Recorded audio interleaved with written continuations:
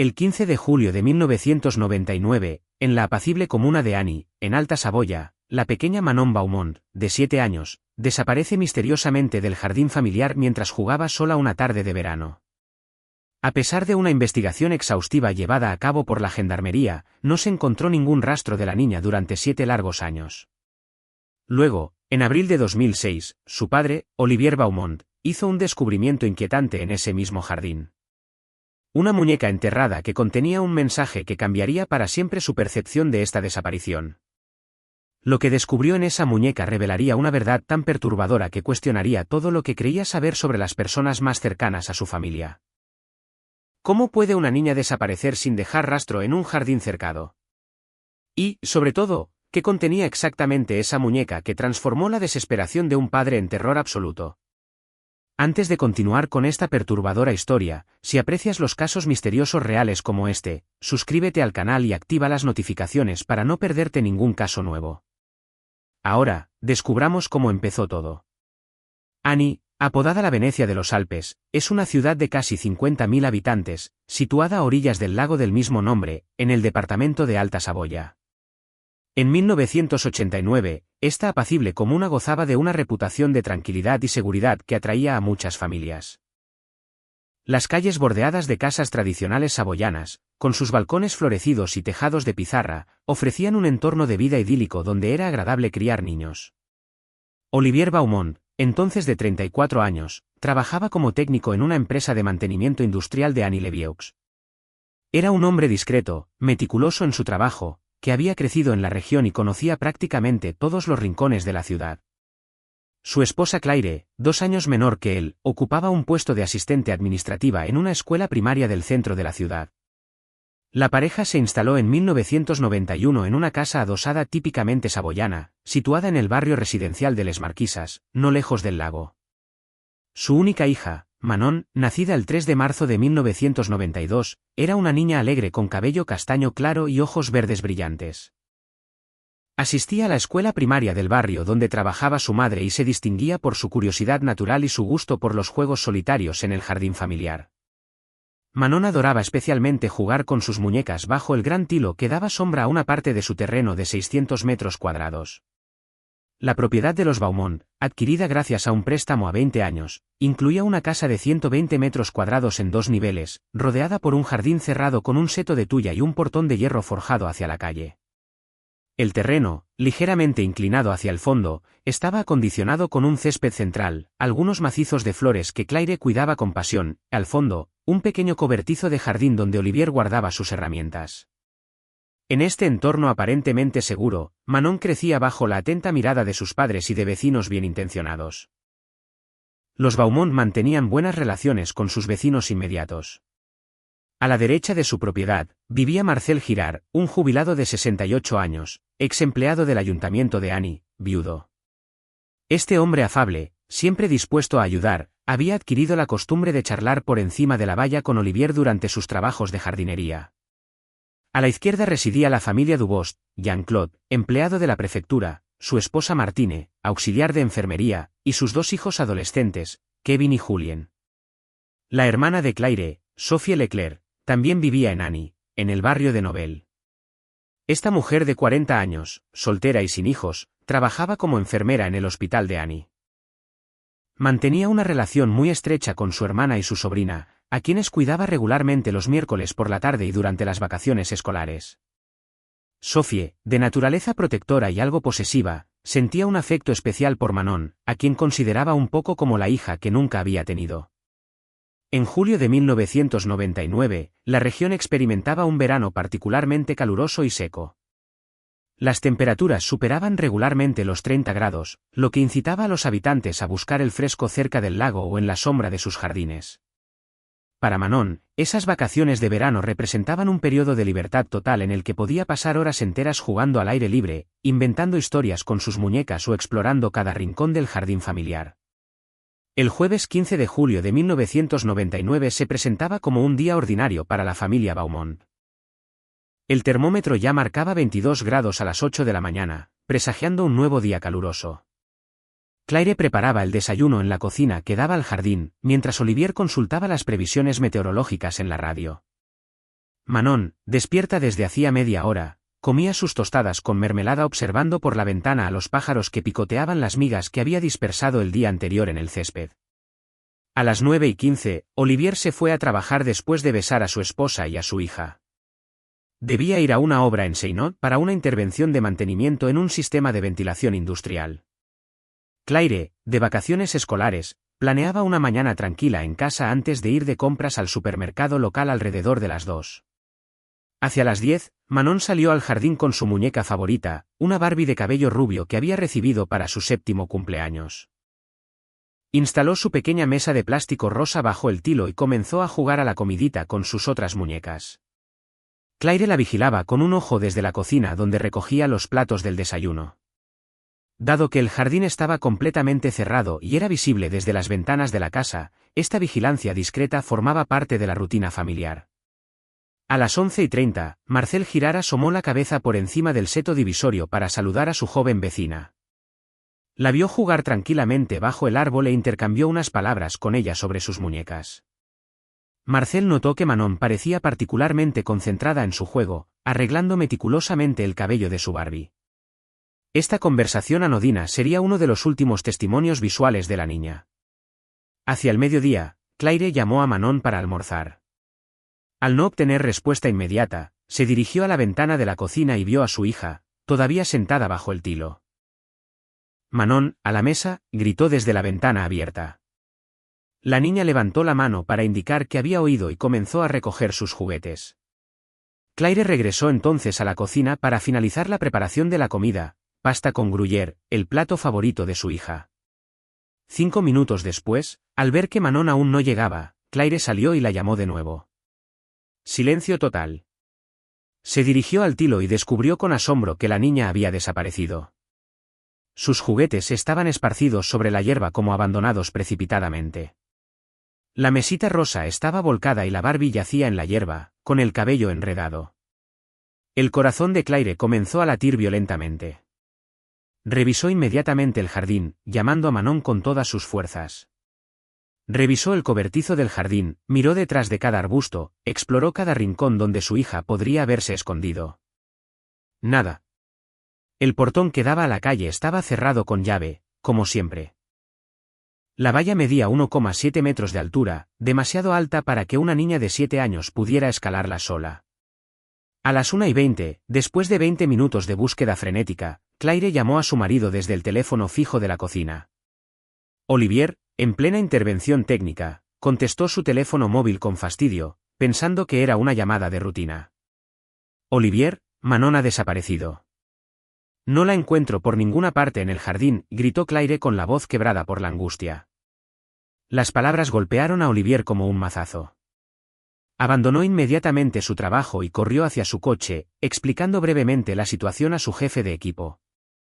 Durante los 15 minutos que tardó Olivier en llegar a casa, Claire continuó su búsqueda.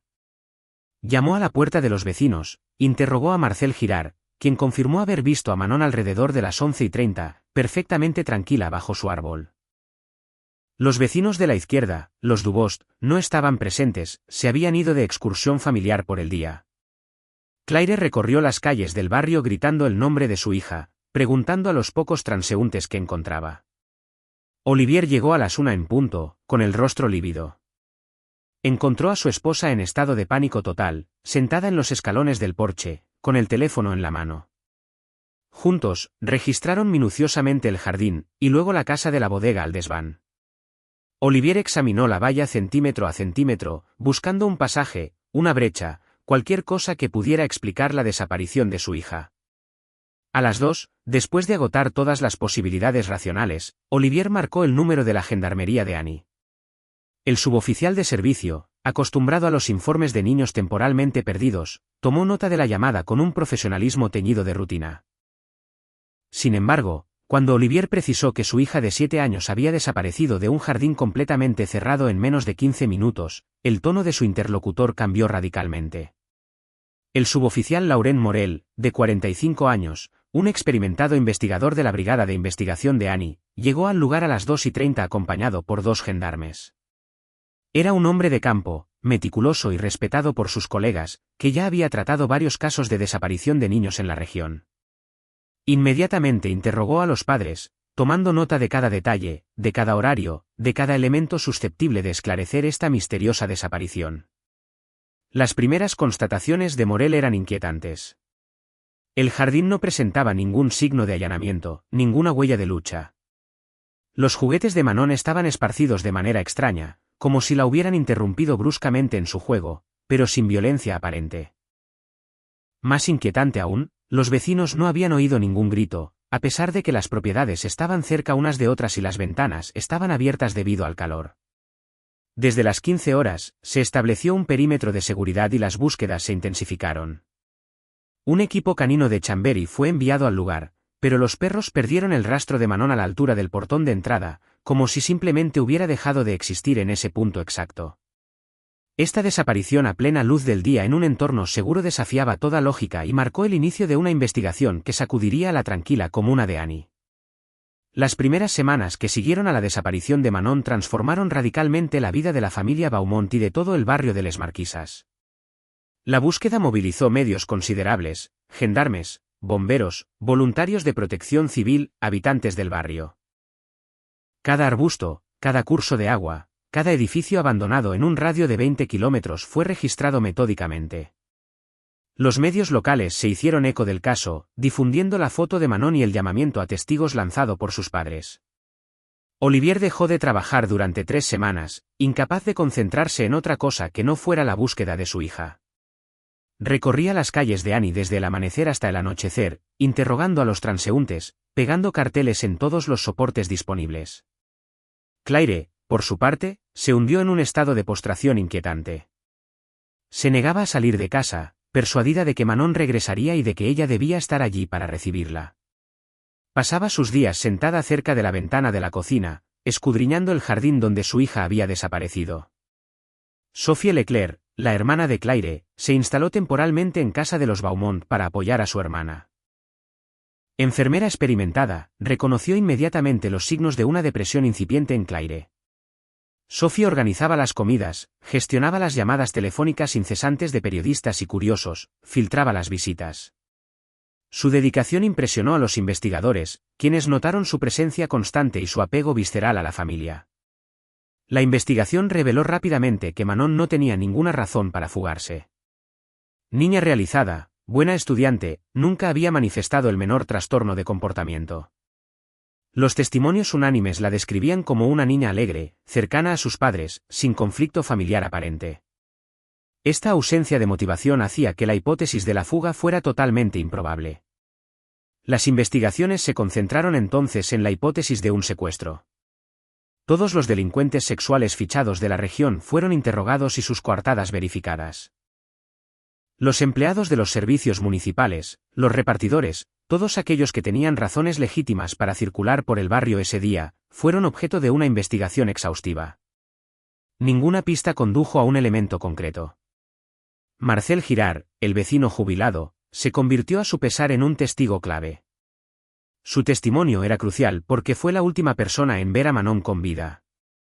Los investigadores lo interrogaron en varias ocasiones, analizando sus declaraciones palabra por palabra. Marcel, un hombre sencillo y franco, repetía incansablemente la misma versión. Había visto a la niña jugar tranquilamente alrededor de las 11:30. Ella le había sonreído y saludado con la mano. Nada hacía presagiar el drama que seguiría. Al cabo de 2 meses, a pesar de la tenacidad de los investigadores y la considerable emoción suscitada por esta desaparición, el caso se estancó.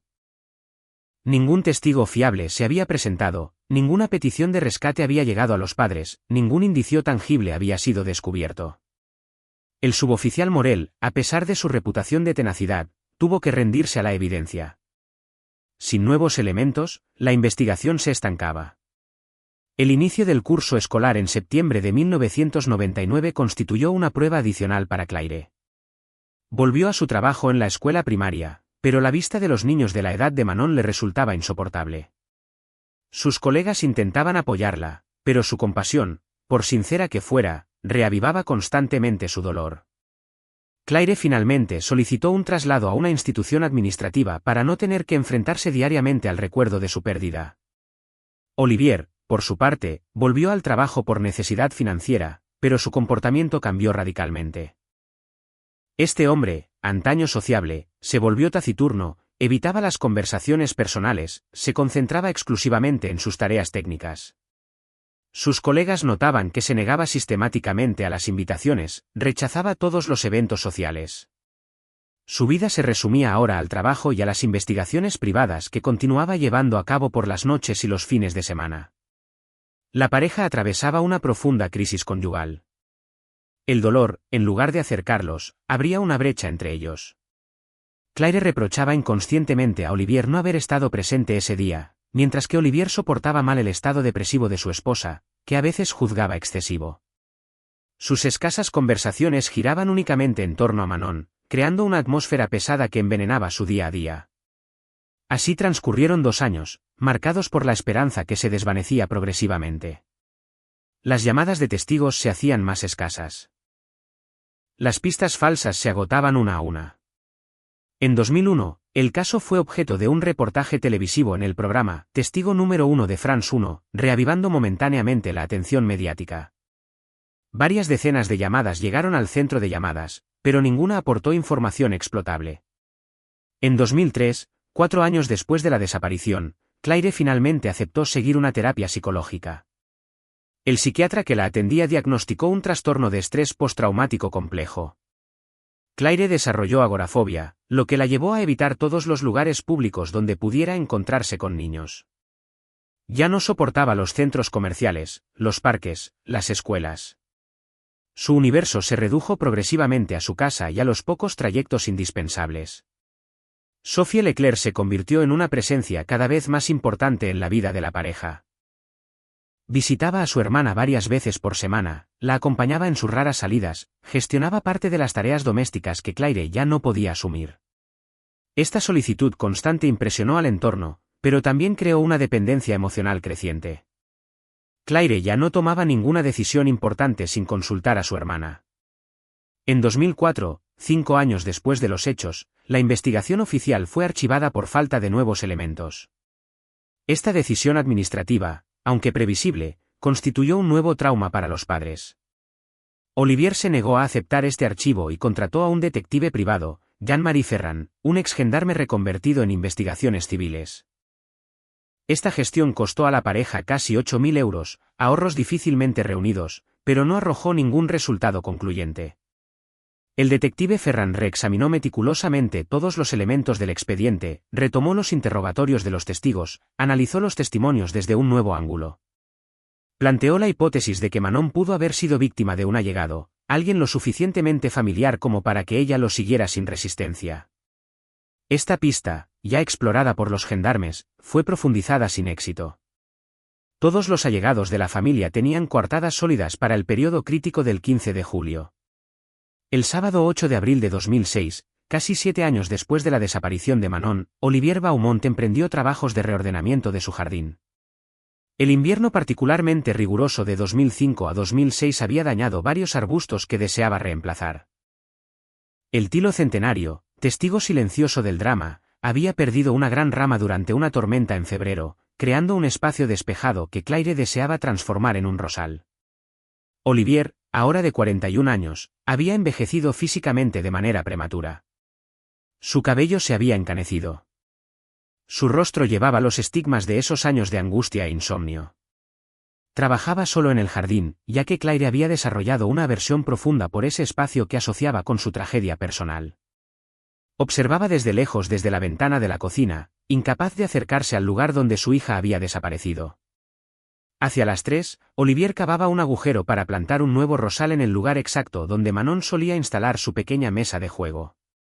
A 50 centímetros de profundidad, su pala golpeó un objeto duro.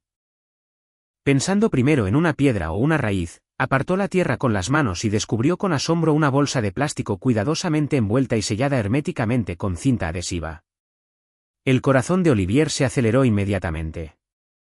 Sus manos temblaban mientras extraía delicadamente el paquete de la tierra húmeda. La bolsa de plástico tipo congelación había resistido perfectamente las inclemencias del tiempo.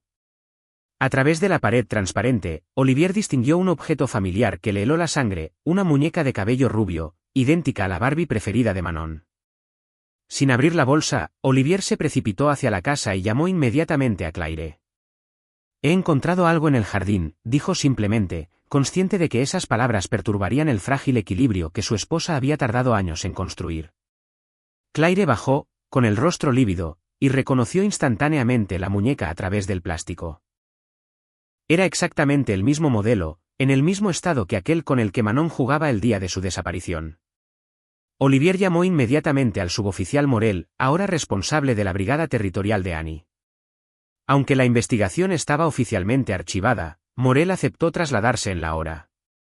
Llegó acompañado de un técnico en identificación criminal, consciente de que este descubrimiento podría reactivar completamente el caso. El examen de la bolsa reveló que contenía no solo la muñeca, sino también un pequeño trozo de papel doblado dentro del cuerpo de la Barbie. Para acceder al mensaje, era necesario desatornillar la cabeza de la muñeca. Operación delicada, realizada en las dependencias de la gendarmería en presencia de los padres. La pericia reveló que el papel de tipo ordinario contenía un mensaje manuscrito, redactado con bolígrafo azul. Está a salvo con alguien que la quiere de verdad. No busquen más. Esta frase, escrita con mano firme y regular, dio un giro a la investigación. El análisis grafológico reveló que la autora era probablemente una mujer de entre 30 y 50 años, con una educación esmerada.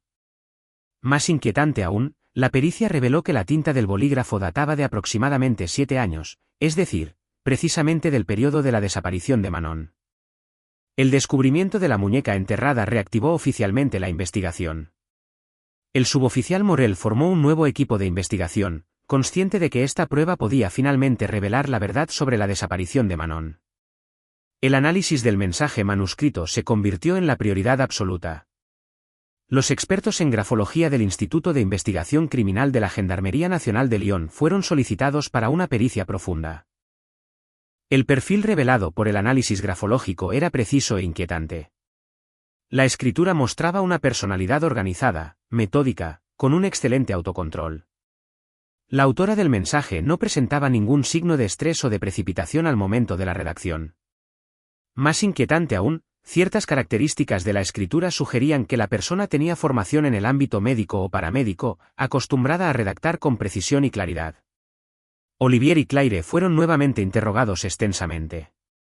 Esta vez, las preguntas se centraron específicamente en su entorno femenino, colegas, amigas, vecinas, miembros de la familia. Cada mujer que había tenido contacto regular con Manon fue objeto de un nuevo examen. Los investigadores elaboraron una lista de 15 personas que correspondían al perfil establecido. Sophie Leclerc figuraba naturalmente en esta lista. Su condición de enfermera, su soltería, su apego particular a Manon, atrajeron la atención de los investigadores. Durante su primer interrogatorio desde el descubrimiento de la muñeca, Sophie se mostró perfectamente cooperativa. Proporcionó espontáneamente una muestra de su escritura y aceptó que su apartamento fuera registrado.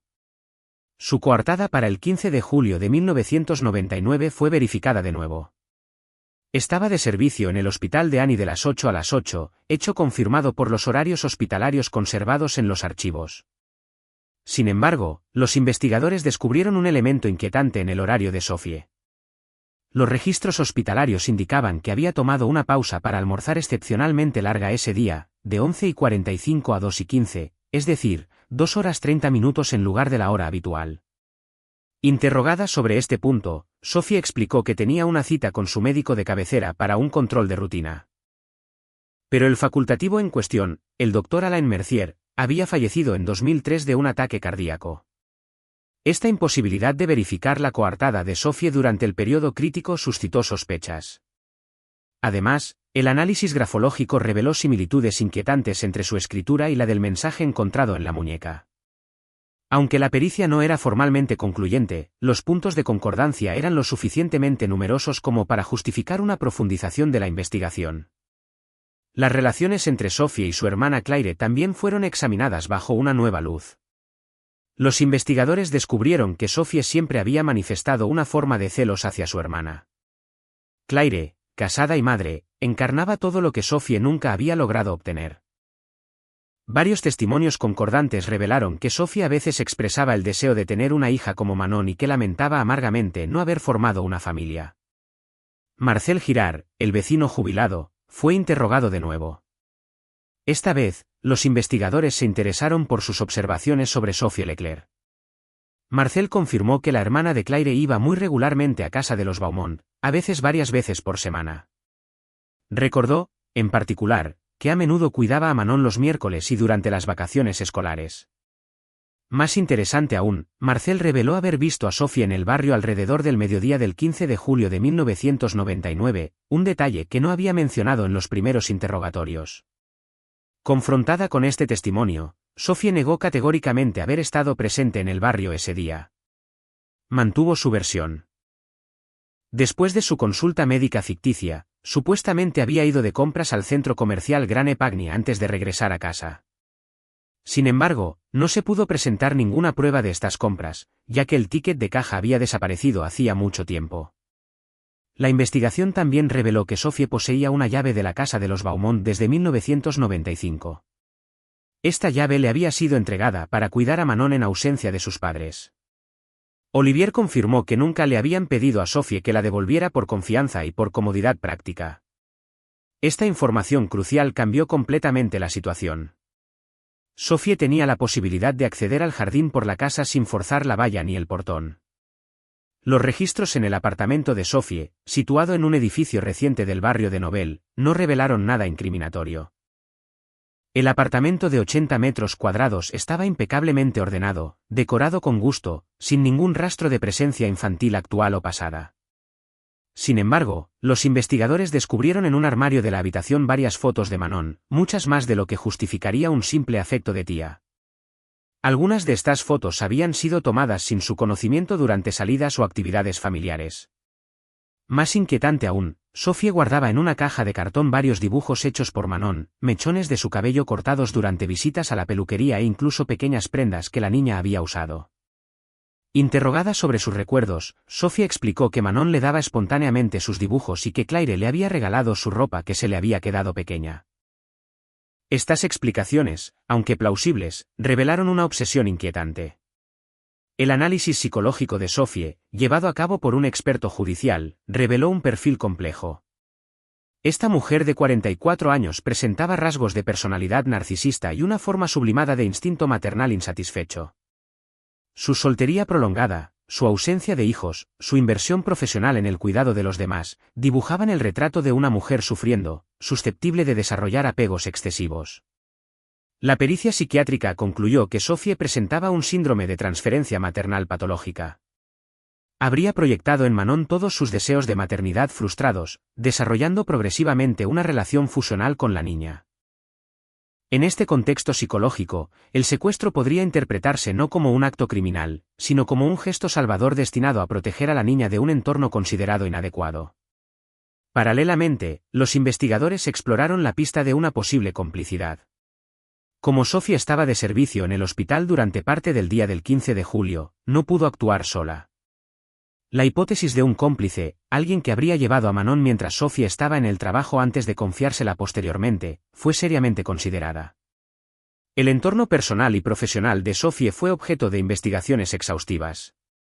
Los investigadores se interesaron particularmente por sus colegas masculinos del hospital, así como por los pacientes a los que pudo haber atendido y que habrían desarrollado un apego por ella. Esta pista reveló la existencia de un hombre, David Fontaine, antiguo paciente de Sophie en 1998, que le había manifestado sentimientos amorosos.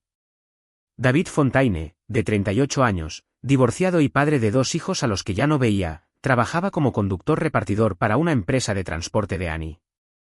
Hospitalizado en 1998 por una apendicitis, había sido atendido por Sophie en el servicio de cirugía general. Tras su alta, había intentado en varias ocasiones volver a contactarla, llegando incluso a presentarse en su domicilio. Sophie había tenido que presentar una denuncia por acoso, pero la había retirado después de que David cesara sus intentos de acercamiento. El horario de David Fontaine el 15 de julio de 1999 se convirtió en un elemento clave de la investigación. Ese día, teóricamente estaba de gira de reparto en la región de Annie con un vehículo utilitario de la empresa. Sin embargo, los albaranes de entrega revelaron un hueco inexplicable entre las 11 y las 2, periodo durante el cual no se realizó ninguna entrega. Confrontado con esta anomalía, David Fontaine afirmó haber tomado una pausa prolongada para almorzar a orillas del lago de Annie. Afirmó haber dormido en su vehículo, estando cansado por su turno matutino. Esta versión, imposible de verificar después de 7 años, suscitó la desconfianza de los investigadores. Además, los registros telefónicos de la época revelaron varias llamadas entre el móvil de David y el domicilio de Sophie en las semanas previas a la desaparición de Manon. La investigación sobre David Fontaine reveló un pasado personal caótico que reforzó las sospechas. Divorciado en 1997, después de violencias conyugales probadas, había perdido el derecho de custodia de sus 2 hijos, de 8 y 10 años respectivamente, en 1999. Sus exesposas y exsuegros lo describían como un hombre inestable, propenso a cóleras impredecibles, pero también capaz de fases de seducción y manipulación. Esta dualidad de comportamiento correspondía perfectamente al perfil psicológico de un cómplice potencial en un caso de secuestro.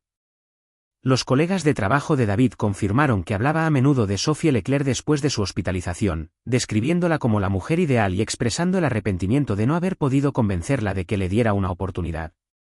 Varios testigos recordaron que evocaba su deseo de reconstituir una verdadera familia y que envidiaba abiertamente a los padres que veía con sus hijos durante sus rutas de reparto.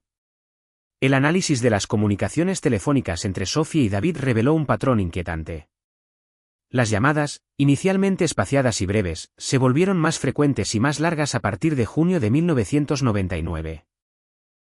El último intercambio telefónico registrado databa del 13 de julio de 1999, es decir, 2 días antes de la desaparición de Manon. Esta llamada de 3 minutos de duración se había realizado desde el domicilio de Sophie al móvil profesional de David. Interrogada sobre sus comunicaciones, Sophie primero afirmó no recordar, y luego dijo que David la estaba acosando de nuevo y que intentaba disuadirlo de continuar. Esta versión fue contradicha por la duración de las llamadas, incompatible con una situación de acoso en la que la víctima buscaría acortar las conversaciones.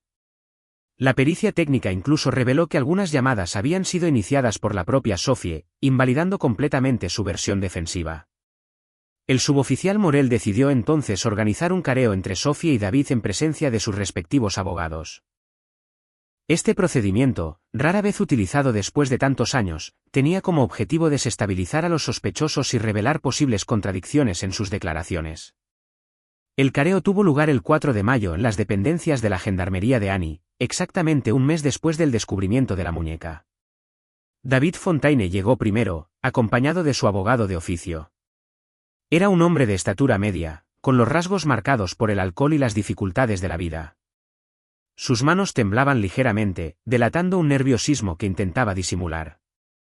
Cuando Sophie entró en la sala de interrogatorios, la mirada que intercambiaron no pasó desapercibida para los investigadores. Una mezcla de complicidad y reproches que sugería una connivencia mucho más profunda de lo que habían confesado. Durante este careo, las versiones de los 2 sospechosos se contradijeron en varios puntos cruciales. David afirmó que Sophie lo había contactado para proponerle prestar un servicio a su familia sin precisar la naturaleza exacta de dicho servicio. Esta negó categóricamente haber solicitado alguna vez la ayuda de David para lo que fuera.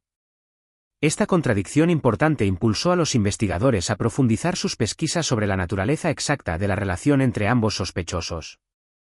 La pericia psicológica profunda de David Fontaine reveló un perfil inquietante. Este hombre presentaba rasgos de personalidad antisocial con una capacidad de manipulación desarrollada y una ausencia de empatía auténtica.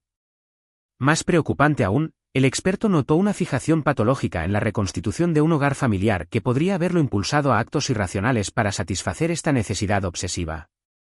Los investigadores descubrieron también que David poseía en 1999 un conocimiento profundo del barrio de Les Marquisas. Su ruta de reparto lo llevaba regularmente a este sector de Annecy y varios testigos recordaron haberlo visto estacionar cerca de la casa de los Beaumont en diversas ocasiones. Esta familiaridad con los lugares y las costumbres de la familia reforzó la hipótesis de una vigilancia previa.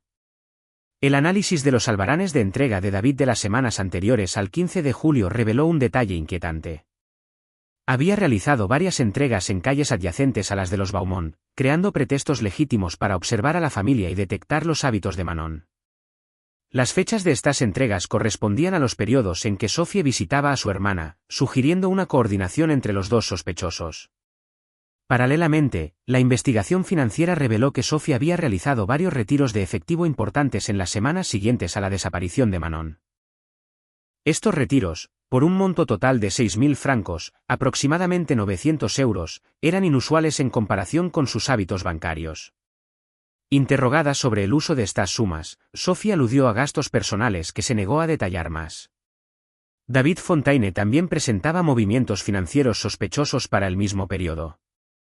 Aunque sus ingresos eran modestos, había pagado al contado la compra de un vehículo de segunda mano en agosto de 1999, es decir, un mes después de la desaparición. El vendedor recordaba que David había pagado en efectivo, lo que le había llamado la atención porque los compradores suelen usar financiación para este tipo de adquisición. Estos elementos financieros sugerían la existencia de un plan preparado con antelación, que requería medios materiales para su ejecución. La hipótesis de un secuestro seguido de un encierro en un lugar seguro, que requería acondicionamientos y provisiones, se volvía cada vez más plausible. La investigación de vecindad profunda en el entorno de David Fontaine reveló que alquilaba desde 1998 un garaje aislado en la zona industrial de Anille-le-Vieux. Este garaje, situado en un sector poco transitado, podría haber servido como lugar de secuestro temporal. El registro de este local, realizado en junio de 2006, no reveló ninguna huella física probatoria, pero los expertos detectaron indicios inquietantes. El análisis del lugar reveló que el garaje había sido objeto de una limpieza intensiva con lejía en julio de 1999, hecho confirmado por los registros de consumo de agua del contador. Además, eran visibles rastros de acondicionamiento temporal, fijaciones en el suelo que sugerían la instalación de un tabique móvil, modificación del sistema eléctrico para añadir iluminación adicional. Estos elementos, aunque indirectos, eran compatibles con la hipótesis de un secuestro. La investigación también reveló que David había comprado en las semanas previas a la desaparición varios artículos inusuales para un soltero, comida para niños, ropa de niña, juguetes educativos. Estas compras, realizadas en diferentes tiendas de Annie para evitar llamar la atención, evidenciaban una preparación minuciosa. Los vendedores interrogados recordaban a este hombre solo, comprando artículos para niños, lo que a veces les había suscitado curiosidad. Sophie Leclerc también fue objeto de una vigilancia discreta de sus comunicaciones y desplazamientos. Esta vigilancia reveló que realizaba desde hacía varios años viajes regulares a la región de Grenoble, oficialmente para visitar a una amiga de la infancia. Sin embargo, las verificaciones revelaron que ese supuesto amigo no existía en las direcciones indicadas por Sophie. La investigación sobre estos desplazamientos misteriosos llevó a los investigadores a un pequeño pueblo de Isère, Vitzille, donde Sophie alquilaba bajo un nombre falso una casa aislada desde septiembre de 1999. Este alquiler, pagado en efectivo con varios meses de antelación, correspondía exactamente a los retiros bancarios sospechosos realizados después de la desaparición de Manon. El descubrimiento de este escondite secreto constituyó un punto de inflexión importante en la investigación. La casa de Vitzille, situada en una aldea remota, ofrecía todas las condiciones para un secuestro de larga duración: aislamiento geográfico, ausencia de vecinos inmediatos, acceso discreto por caminos rurales poco transitados. Más inquietante aún, los investigadores descubrieron que esta propiedad disponía de un sótano acondicionado, iluminado y climatizado, que podría haber servido como lugar de detención. El análisis técnico de este sótano reveló rastros de ocupación reciente, residuos alimenticios, cabellos compatibles con los de un niño, fragmentos de tela procedentes de ropa de niña.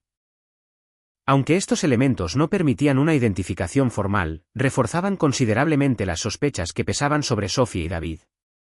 Los registros telefónicos revelaron que Sophie había realizado numerosas llamadas desde la región de Vitzille al móvil de David, confirmando sus contactos regulares durante todo el periodo posterior a la desaparición. Estas comunicaciones, siempre breves y a hora fija, sugerían un protocolo establecido para coordinar sus acciones sin llamar la atención.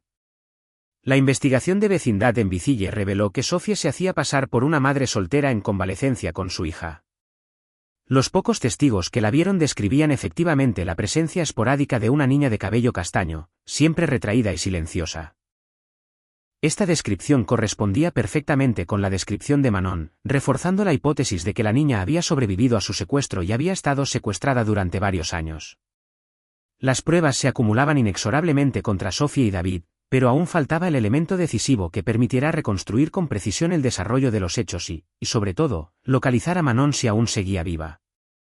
La investigación entraba en su fase más delicada, ya que los sospechosos, conscientes del cerco que se estrechaba, corrían el riesgo de hacer desaparecer las últimas pruebas o, peor aún, de atacar a la niña si seguía retenida en algún lugar.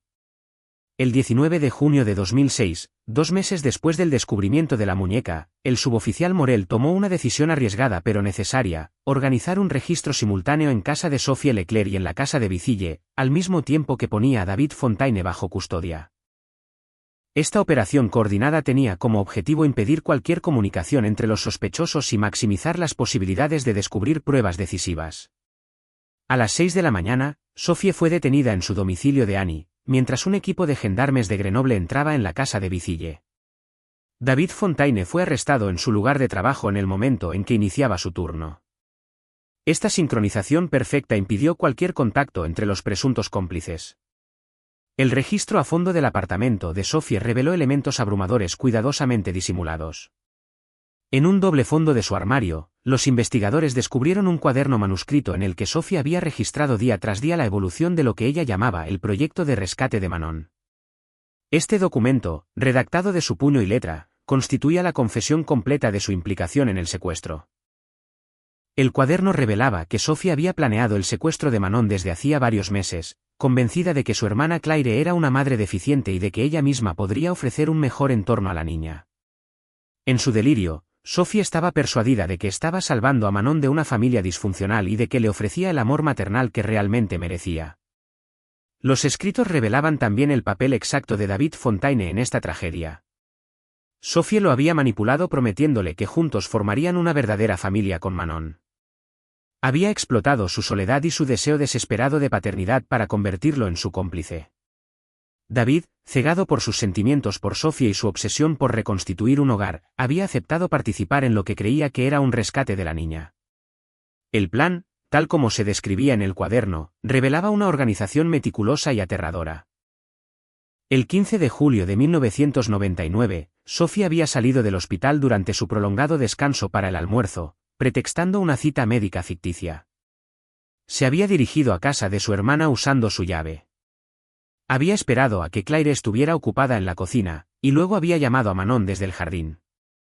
La niña, acostumbrada a obedecer a su tía adorada, la había seguido sin desconfianza. Sophie había llevado entonces a Manon en su coche, aparcado en una calle adyacente, antes de reunirse con David en el punto de encuentro acordado cerca del lago de Annie. Juntos, habían llevado a la niña hacia la casa de Vicille, explicando Sophie a Manon que se trataba de un juego sorpresa para sus padres y que debía guardar el secreto unos días. El resto del relato, consignado en este inquietante cuaderno, revelaba cómo Sophie había mantenido a Manon en cautiverio durante casi 2 años.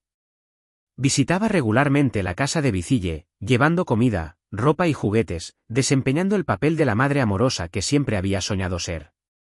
David, por su parte, aseguraba la vigilancia diaria y el mantenimiento de la casa, convencido de que protegía a la niña.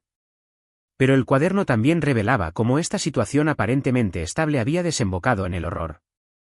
En marzo de 2001, Manon, entonces de 9 años, había comenzado a expresar el deseo de encontrar a sus verdaderos padres.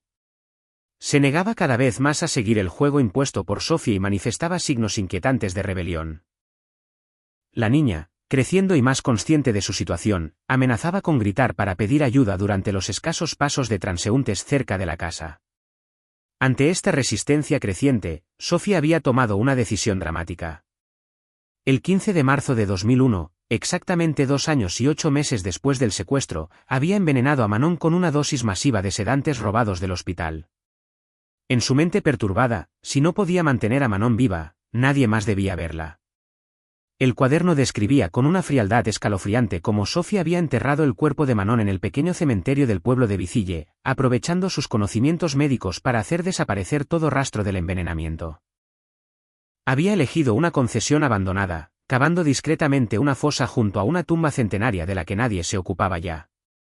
David Fontaine, horrorizado por este asesinato que no había anticipado, había roto todo contacto con Sophie después de la muerte de Manon, pero Sophie lo tenía atado por su complicidad pasada y él nunca se había atrevido a denunciar el crimen por miedo a las consecuencias judiciales para sí mismo. El descubrimiento de este cuaderno dio un vuelco total a la investigación. El suboficial Morel organizó inmediatamente una búsqueda en el cementerio de Vicille con la ayuda de expertos en antropología forense. El 20 de junio de 2006, después de 2 días de búsqueda minuciosa, los restos de Manon Beaumont fueron finalmente encontrados en la concesión abandonada, exactamente en el lugar descrito por Sophie en su cuaderno. La identificación formal se realizó gracias al historial dental de Manon conservado por su dentista de Annie. La autopsia confirmó el fallecimiento por envenenamiento con barbitúricos, validando íntegramente la versión consignada en el cuaderno de Sophie. Después de 7 años de angustia e incertidumbre, los padres finalmente tuvieron una respuesta a su pregunta, por terrible que fuera. El anuncio del descubrimiento del cuerpo de Manon y de la detención de los sospechosos provocó un shock considerable en Annie y en toda la región.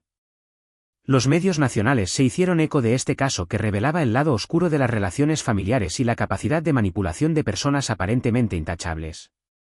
Olivier y Claire Beaumont fueron informados oficialmente de la muerte de su hija el 21 de junio de 2006 en las dependencias de la Gendarmería de Annie. Claire se derrumbó literalmente al enterarse de la noticia, necesitando una hospitalización de urgencia por shock emocional severo. Olivier, por su parte, permaneció extrañamente en silencio, como anestesiado por esta revelación que temía desde hacía años, al mismo tiempo que la esperaba para finalmente conocer la verdad. La revelación del papel de Sophie en el secuestro y asesinato de Manon constituyó un trauma adicional para Claire. Enterarse de que su propia hermana, en quien tenía una confianza absoluta, era responsable de la tragedia familiar rompió definitivamente algo dentro de ella. Esta traición última de la persona más cercana destruyó las últimas referencias psicológicas de Claire. Sophie Leclerc y David Fontaine fueron procesados por secuestro, privación de libertad y asesinato de una menor de 15 años. La instrucción reveló la magnitud de su manipulación recíproca y la progresión dramática de su plan inicial. Sophie, confrontada con las pruebas abrumadoras de su cuaderno, finalmente confesó íntegramente los hechos, pero sin manifestar el menor remordimiento. Persistió en presentar sus actos como un gesto de amor destinado a salvar a Manon. David Fontaine, por su parte, se derrumbó psicológicamente durante su procesamiento. Reconoció su participación en el secuestro, pero juró que ignoraba las intenciones asesinas de Sophie. Su abogado alegó la manipulación psicológica y el control ejercido por una mujer que había sabido explotar su angustia afectiva. Los expertos psiquiátricos confirmaron que David presentaba efectivamente rasgos de personalidad que lo hacían particularmente vulnerable a este tipo de manipulación. El juicio que se llevó a cabo en 2008 ante el Tribunal de lo Penal de Alta Saboya apasionó a la opinión pública. Sophie Leclerc fue condenada a cadena perpetua con un periodo de seguridad de 22 años. David Fontaine fue sentenciado a 20 años de prisión, el tribunal considerando las circunstancias atenuantes relacionadas con su manipulación por parte de Sophie. Durante toda la duración del juicio, Sophie no manifestó ningún remordimiento y persistió en justificar sus actos. Incluso declaró al jurado que haría exactamente lo mismo si tuviera que hacerlo de nuevo, ya que estaba convencida de haber actuado en el mejor interés de Manon. Esta ausencia total de empatía y conciencia moral conmocionó profundamente a la asistencia y confirmó el diagnóstico de perversión narcisista establecido por los expertos. La cuestión de la muñeca enterrada en el jardín, elemento desencadenante de toda esta investigación, también encontró su respuesta. Sophie confesó haberla enterrado en abril de 2001, un mes después de la muerte de Manon, durante una visita a su hermana. En su mente perturbada, este mensaje críptico estaba destinado a dar una especie de cierre a los padres mientras preservaba su secreto. Ella pensaba que esta prueba ficticia haría creer en un secuestro por un desconocido y desviaría definitivamente las sospechas de ella. La trágica ironía quiso que fuera precisamente esta muñeca, destinada a desviar la investigación, la que permitiera revelar la verdad 7 años después.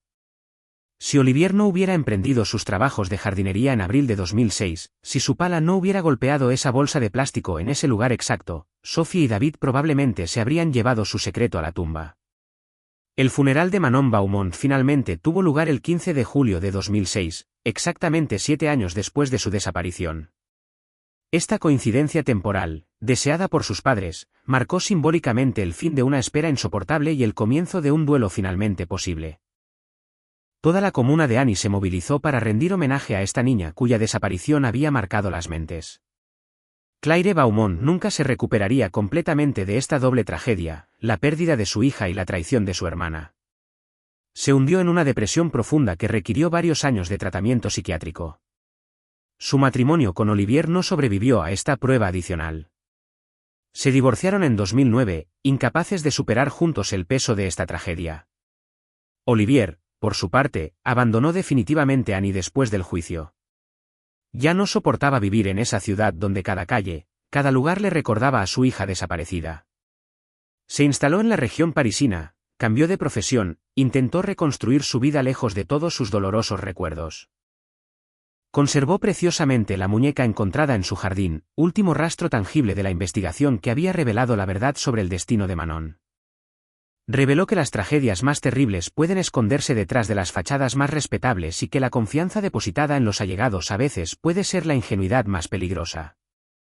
La investigación del suboficial Morel se estudia hoy en día en las escuelas de gendarmería como un ejemplo perfecto de perseverancia investigativa. Demuestra que incluso después de años de aparente fracaso, un nuevo elemento puede reactivar completamente un caso y revelar una verdad que nadie imaginaba. Morel se jubiló en 2010, marcado de por vida por esta investigación que reveló los abismos de la naturaleza humana. Este caso nos muestra cómo los lazos familiares más fuertes pueden ocultar las manipulaciones más terribles y cómo una obsesión maternal frustrada puede conducir a los actos más impensables. La confianza ciega otorgada a Sophie Leclerc por su propia hermana permitió un crimen que nada hacía presagiar. ¿Qué te pareció esta trágica historia? ¿Sospechaste de Sophie desde los primeros indicios, o la revelación te sorprendió? Comparte tus reflexiones en los comentarios. Si te conmovió este escalofriante relato, no olvides suscribirte al canal y activar las notificaciones para no perderte ninguna de nuestras investigaciones. Dale a me gusta si esta historia te impactó y compártela con alguien interesado en casos criminales reales. Porque a veces la realidad supera la ficción y los monstruos se esconden donde menos se les espera.